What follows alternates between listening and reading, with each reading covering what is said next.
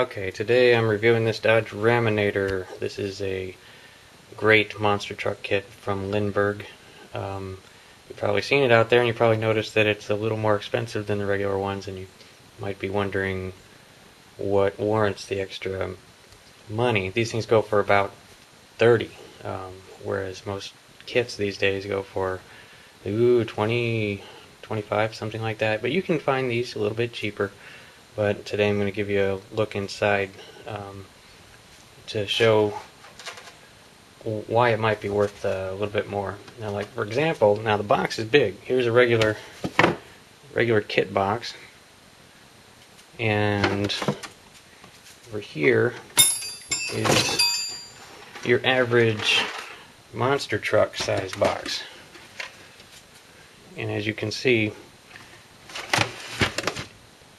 when this arrived in the mail, I was pleasantly surprised at, the size of the box. I was like, whoa.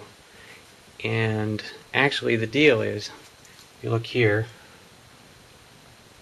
most monster trucks are 1/25th scale, but this one is 1/24th. Now there are other 1/24th scale monster trucks out there, but they're usually 1/25th because of their size, just so that you can kind of display them. But I like the bigger kits myself, so if I can get a monster truck in 1/24th scale, certainly go and get it.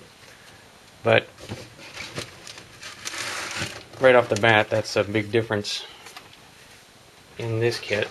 And it's got a great box, just a bunch of pictures of the real truck.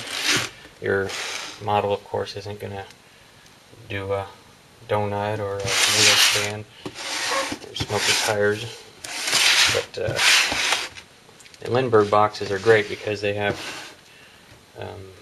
graphics all the way around.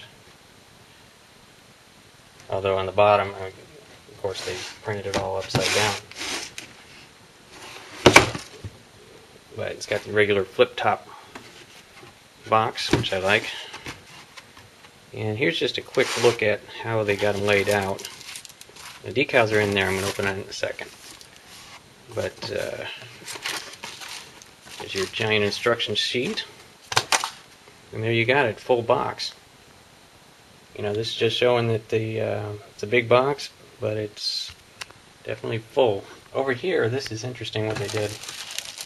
They put your glass parts in this separate little section that's just cordoned off to try to save the glass from hitting all the other parts, which is a good idea.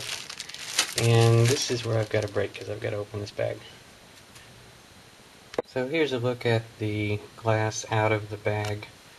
Okay, what we got here is this is the plexiglass cage that goes around the driver to protect him.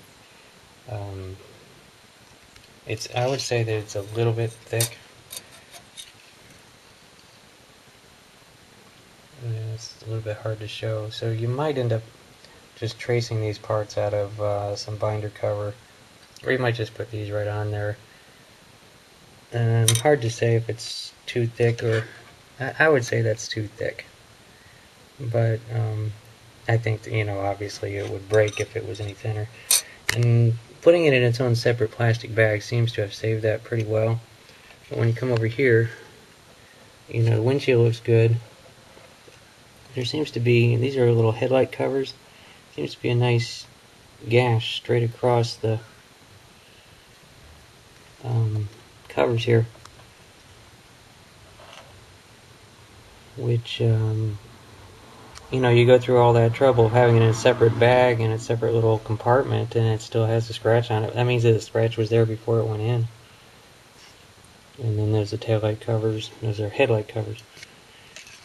So, oh well.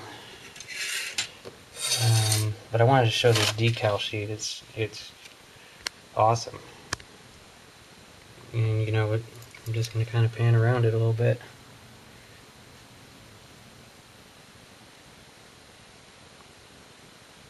I must say, it's a great looking decal sheet.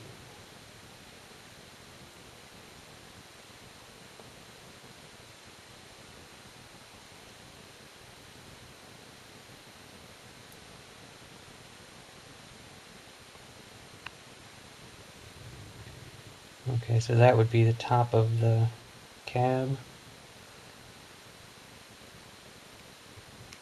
Then top of the windshield.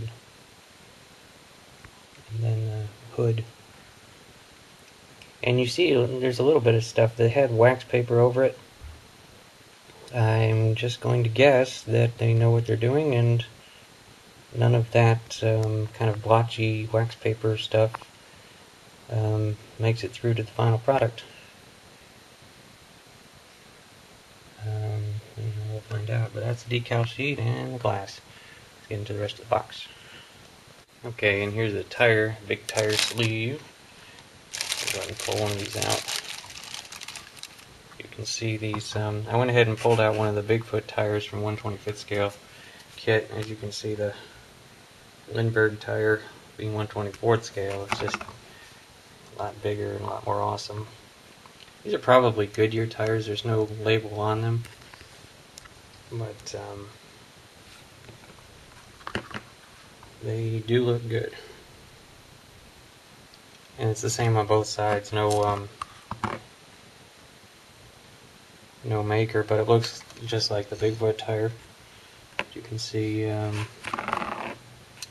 Goodyear right there. So they're probably Goodyears. They might be, Goodyear or Firestone, either way, but no decals for them, I don't think, and no name brand, but good looking tire.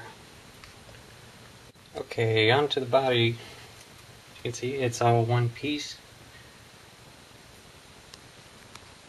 We got these great giant wheel wells, and it's it's nice and crisp.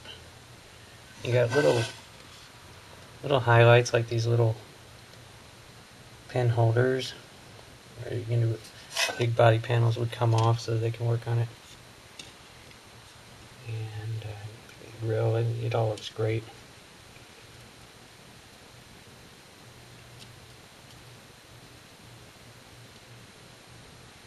No problem with the body, that's for sure.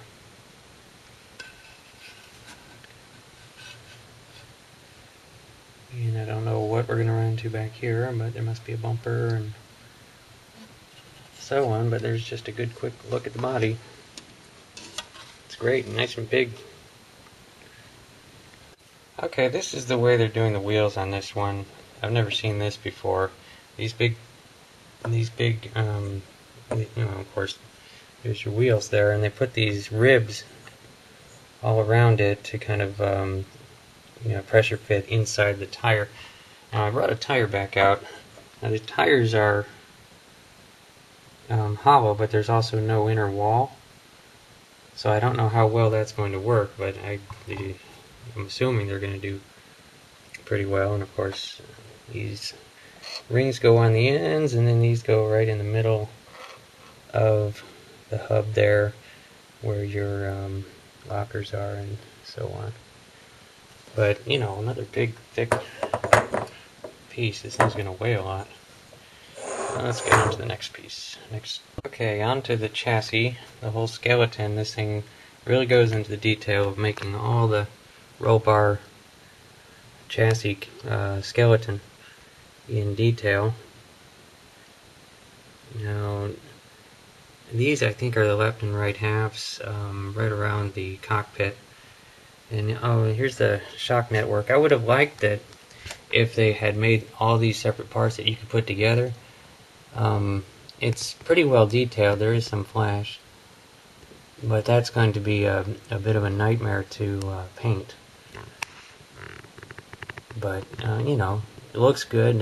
It'll be acceptable. It's just going to be tricky to paint. It would have been better if you had 4 shocks and you put these things together. If they went to this much trouble, they might as well have done that. But acceptable anyway. This is the way most of the monster truck kits do it anyway. I was just hoping for better. And then the other part of that cage sheet, you got the long parts. This would be probably the bottom area, where you put this cage together and then start mounting everything to it. And there's really no lack of detail. here. Should be pretty impressive. Okay, next we have some engine parts and interior parts down here. Let's just take a quick look at these. Various things, fire extinguisher and so on. These little surrounds here go around the front and rear differentials. Probably has like some extra protection, and various cooling components, and this appears to be something that goes behind the grill, probably painted black. I didn't look at that.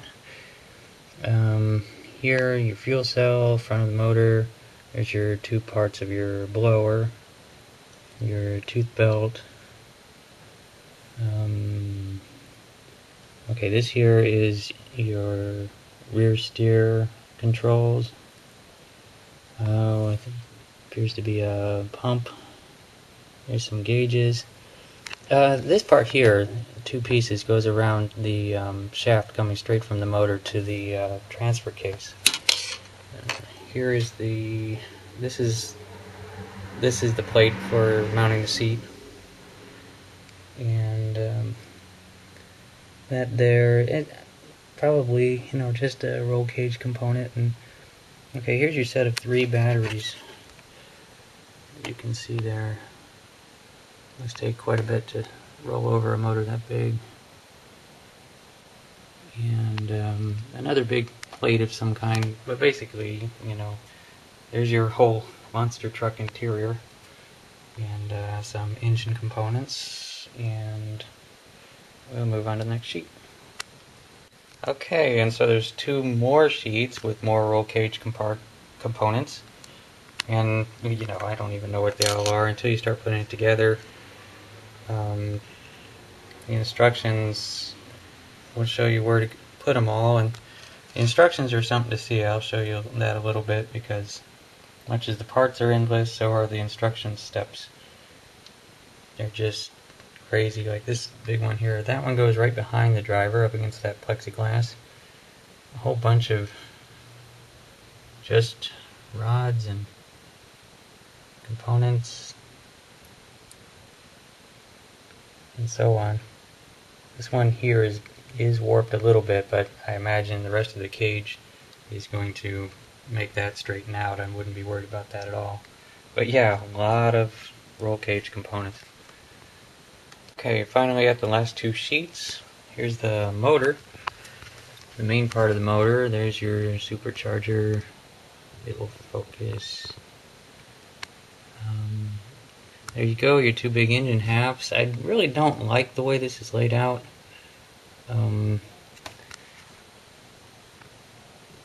As you can see, look at this, look what they did here. This big top piece with the headers attached to the heads already. Now that I don't like. Now that I can just see issues happening with that, but that's what it is. That's the way those are, the big Hemi valve covers, and so on and so forth. That is your transfer case, I think. Right there. And then you get onto these super thick axles. Now, at first I thought this might steer, but it definitely does not. When you look at these pieces over here, definitely representing the steering, but it's not going to steer. Oh, and these drive shafts, nice and protected with their little roll cages. All one piece again, which is going to make that difficult to paint. So I'm not crazy about that either. I imagine what you'd do is you'd paint the whole thing the drive shaft color and then hand paint the outside. And then, okay, I don't know which one is the front and which one is the rear axle, but they're all there, and your rear bumper. And here, yeah, these big clips. If any of y'all put these things together, you're sweating it when you got it all together and you're clipping the wheels on, because sometimes you really have to push, and you risk breaking the whole thing. But yeah, I'm not crazy about the motor. Not crazy about the way that goes together. But it is what it is. You know, you may have to... No, I wouldn't cut it. I would work with it the way it is, but just showing what that is. And that's it for the parts. I'm just going to go through the instructions real quick. Okay, and there's the instruction sheet. And right off the bat, if you got kids and they like to color, that would be perfect for coloring. Of course, my daughter would paint the whole thing, or would color the whole thing pink. But, you know, it definitely has your parts layout here for, you know, I don't know if you can order pieces you miss or not. But I wanted to show how these instructions just go on and on and on and on. Yeah, that definitely is the bottom plate where you mount everything in the seat and so on.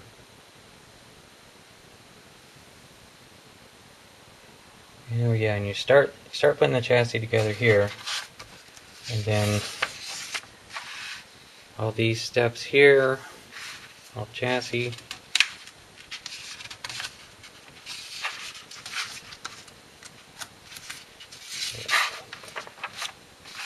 These steps here. Just crazy.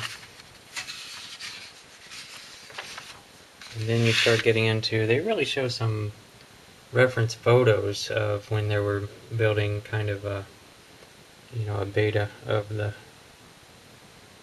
model to show you if, yeah, I imagine quite a few things, especially on monster trucks. If you've all built monster trucks, they can get really confusing, and the instructions oftentimes doesn't show what you're really doing, and you have to do a lot of guesswork and on alignments on things and so on. So they definitely went out of their way to show pictures of the way some things would have to be lined up